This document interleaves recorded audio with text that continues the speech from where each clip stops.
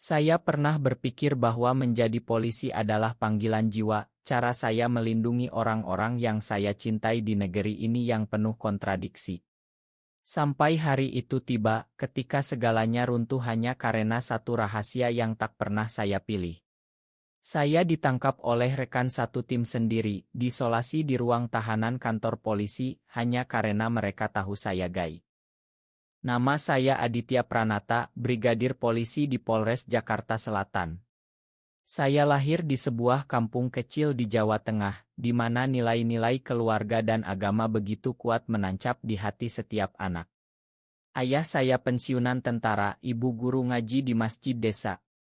Sejak kecil, saya tahu ada sesuatu yang berbeda dalam diri saya.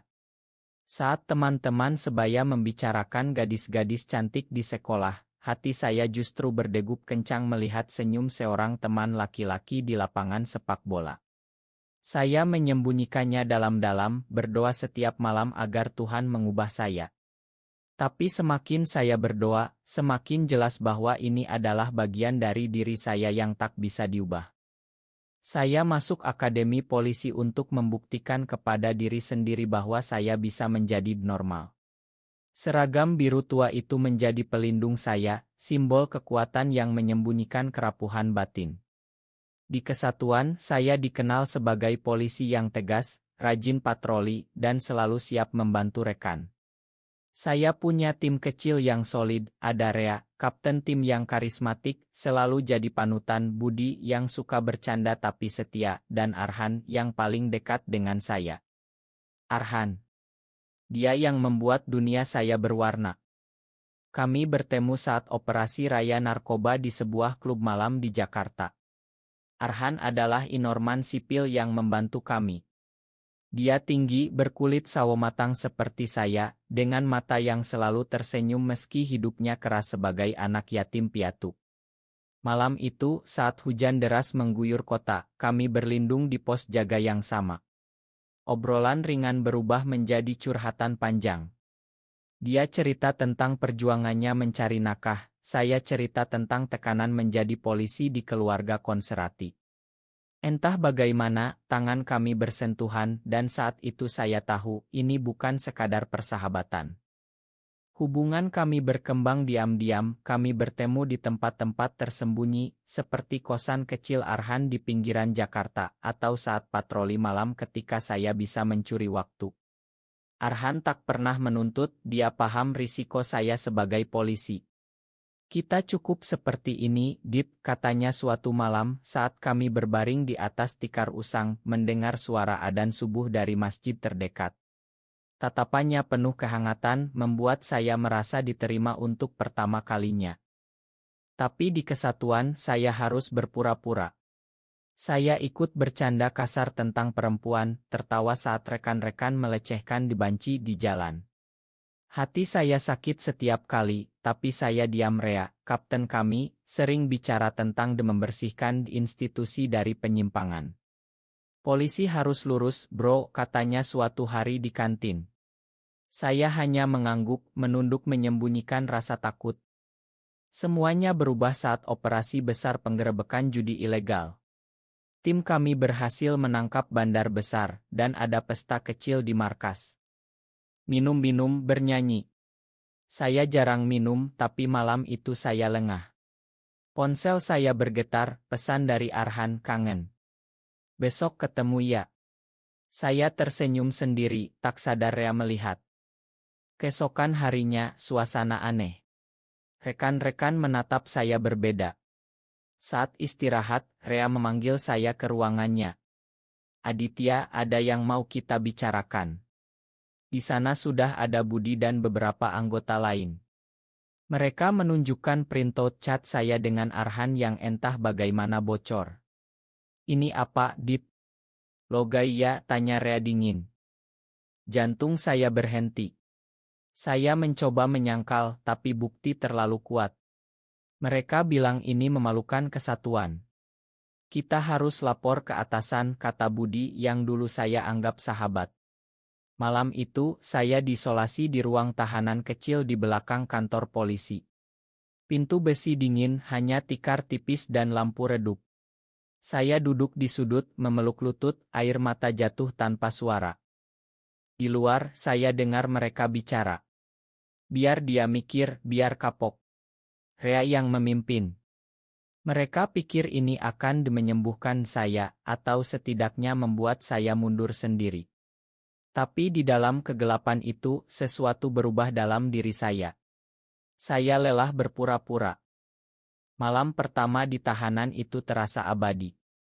Udara lembab Jakarta menyusup melalui celah jendela kecil, membawa bau asap knalpot dari jalan raya terdekat. Saya tak tidur, hanya menatap langit-langit retak, memikirkan Arhan. Apakah dia tahu? Apakah dia aman? Ponsel saya dirampas, tak ada cara menghubungi. Pagi harinya, seorang petugas membawa nasi bungkus. Makan, Brigadir, katanya datar, tanpa tak mata. Saya tahu berita sudah menyebar di kesatuan. Polisi kecil seperti ini, gosip cepat sekali. Saya makan sedikit, perut mual karena malu dan marah bercampur. Rea datang siang itu, sendirian. Dia berdiri di depan jeruji, seragamnya rapi seperti biasa. Dit, lo tahu kan ini salah. Lo bisa mundur aja, kita tutupin. Suaranya pura-pura prihatin, tapi matanya penuh penghakiman. Saya tatap dia lama. Salah apa, Kap? Saya tetap lakuin tugas dengan baik. Saya tangkap penjahat, lindungi masyarakat. Orientasi seksual saya bukan urusan pekerjaan. Dia tertawa kecil. Di Polri, segalanya urusan citra. Lo bikin kita malu. Dia pergi, meninggalkan saya dengan kemarahan yang membara. Citra. Mereka yang sering terima suap dari bandar judi, yang pukul demonstran tanpa alasan, bicara citra. Hari kedua, Arhan berhasil datang. Dia pura-pura sebagai keluarga yang lapor kehilangan. Petugas biarkan dia sebentar. Saat melihat wajahnya di balik jeruji, hati saya hancur. Matanya merah, seperti habis menangis. Dit. Aku dengar dari teman di jalanan. Kenapa gini? Suaranya gemetar. Saya pegang tangannya melalui jeruji. Mereka tahu tentang kita. Rea dan yang lain. Dia menunduk. Ma, mungkin karena chat kita. Saya geleng kepala. Bukan salahmu. Ini risiko yang kita tahu. Kami diam lama, hanya saling genggam. Aku takut kehilangan kamu, bisiknya. Jangan. Aku akan keluar dari sini dan kita hadapi bersama. Tapi dalam hati, saya ragu. Di Indonesia ini, polisi gay seperti kutukan. Saya ingat kasus-kasus sebelumnya, anggota dipecat hanya karena dicurigai. Tapi saya beda. Saya punya bukti yang selama ini saya simpan diam-diam. Selama bertahun-tahun di tim, saya lihat banyak hal. Rea terima amplop dari pengusaha judi yang kami dibebaskan. Budi pukul tersangka sampai mati, tapi laporan dimanipulasi. Saya simpan rekaman suara dari body cam, oto-oto, catatan. Awalnya untuk melindungi diri kalau suatu hari dibutuhkan. Tak pernah terpikir akan digunakan seperti ini. Hari ketiga, atasan datang. Komisaris besar, wajah serius. Aditya, sidang etik akan digelar. Lo bisa mengaku dan mundur hormat, atau kita proses. Saya tatap dia. Pak, saya tak langgar aturan tugas. Ini diskriminasi. Dia menghela naas. Di institusi ini ada norma yang harus dijaga. Norma yang mana? Norma korupsi atau norma pura-pura suci? Malam itu, saya putuskan. Saya minta kertas dan pulpen, tulis surat resmi. Saya lampirkan semua bukti korupsi tim, termasuk nama Rea sebagai otaknya. Saya kirim ke Propam Polda dan melalui seorang petugas tahanan yang diam-diam bersimpati. Pagi berikutnya, kekacauan. Rea dipanggil mendadak. Wajahnya pucat saat lewat depan tahanan saya. Lo ngapain, Dit, teriaknya. Saya hanya tersenyum tipis. Balas dendam yang adil, Kap. Arhan datang lagi, kali ini dengan senyum. Mereka ribut di luar. Katanya ada investigasi internal. Kami bicara panjang tentang masa depan. Kalau kamu dipecat, kita mulai baru. Aku akan selalu di sisimu, katanya. Tapi saya tahu ini baru awal badai. Investigasi berjalan cepat. Propam turun tangan, bukti saya kuat, rekaman suara Rea negosiasi suap, oto transfer uang. Tim kami dibekukan, Rea ditahan.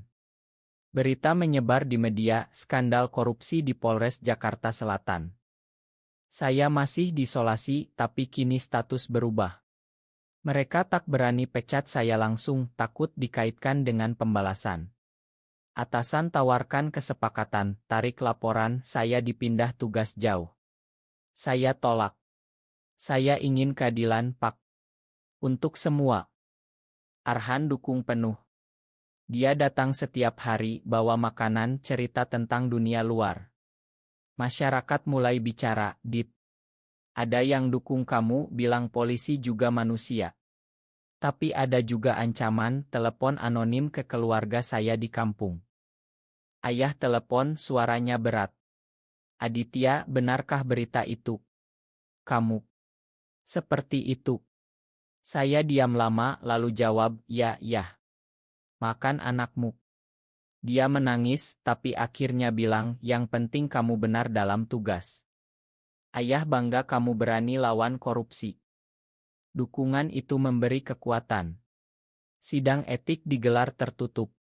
Mereka coba fokus pada penyimpangan moral saya, tapi bukti korupsi terlalu besar. Rea mengaku, sebut nama-nama atasannya. Rantai korupsi terbongkar. Saya dibebaskan dari tahanan setelah 2 minggu.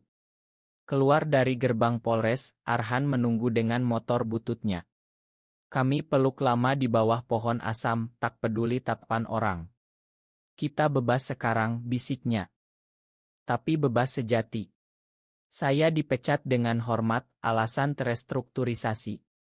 Media sebut saya whistleblower pemberani, tapi juga sebut orientasi saya sebagai kontroversi. Di masyarakat konservatif ini, saya jadi simbol, pahlawan sekaligus pendosa. Arhan dan saya pindah ke Bali, buka usaha kecil warung makan. Hidup sederhana, tapi penuh cinta. Kami tak lagi sembunyi, pegang tangan di pantai saat senja. Rea di penjara, menyesal. Dia kirim surat dari tahanan, Ma, Dit. Aku salah hakim kamu karena takut pada diri sendiri. Saya makan karena dendam tak menyembuhkan. Hidup di Bali memberi napas baru.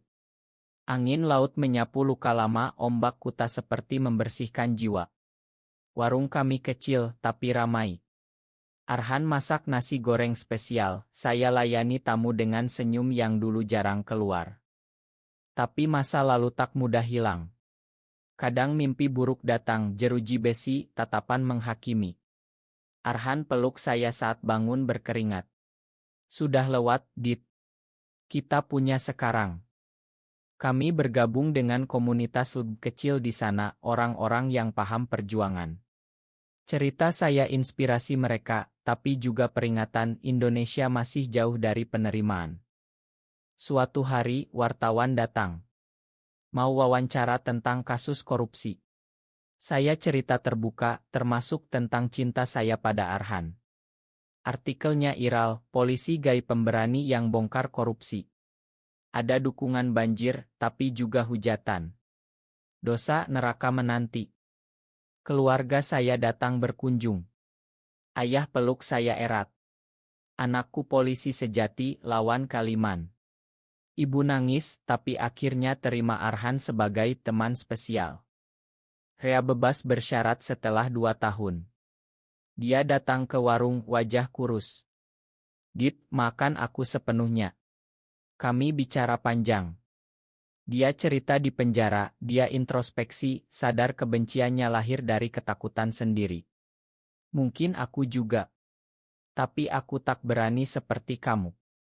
Saya angguk. Yang penting sekarang hidup jujur. Tahun-tahun berlalu. Warung kami berkembang jadi kayak kecil dengan musik akustik malam hari. Arhan nyanyi lagu-lagu lama, suaranya lembut menyentuh hati tamu. Saya duduk di sudut, tatap dia penuh cinta. Kami adopsi anak yatim dari panti asuhan, bocah laki-laki bernama Rio. Kami ajar dia tentang keberanian, tentang mencintai tanpa takut. Dunia ini keras, nak, tapi cinta selalu menang, kata saya suatu malam saat kami bertiga duduk di teras menghadap laut. Berita tentang reformasi Polri datang. Kasus saya jadi salah satu pemicu perubahan kode etik meski lambat. Diskriminasi orientasi seksual mulai dipertanyakan meski belum hilang. Arhan dan saya menikah secara sederhana di pantai, hanya dengan saksi teman dekat. Cincin sederhana dari perak, janji abadi di bawah langit Bali yang biru. Kini, di usia kepala 4, saya duduk menulis ini di kai kami. Rio sudah remaja, bangga pada ayah-ayahnya. Arhan di samping, tangannya di pundak saya. Saya pernah disolasi karena cinta yang salah di mata mereka. Tapi satu tindakan berani melaporkan korupsi membuat mereka menyesal.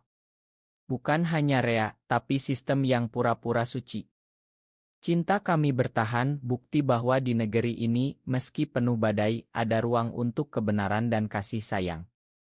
Bagi siapa saja yang sedang berjuang, bertahanlah. Satu tindakan bisa ubah segalanya. Akhirnya, kami bahagia. Karena manusia pada dasarnya butuh diterima apa adanya.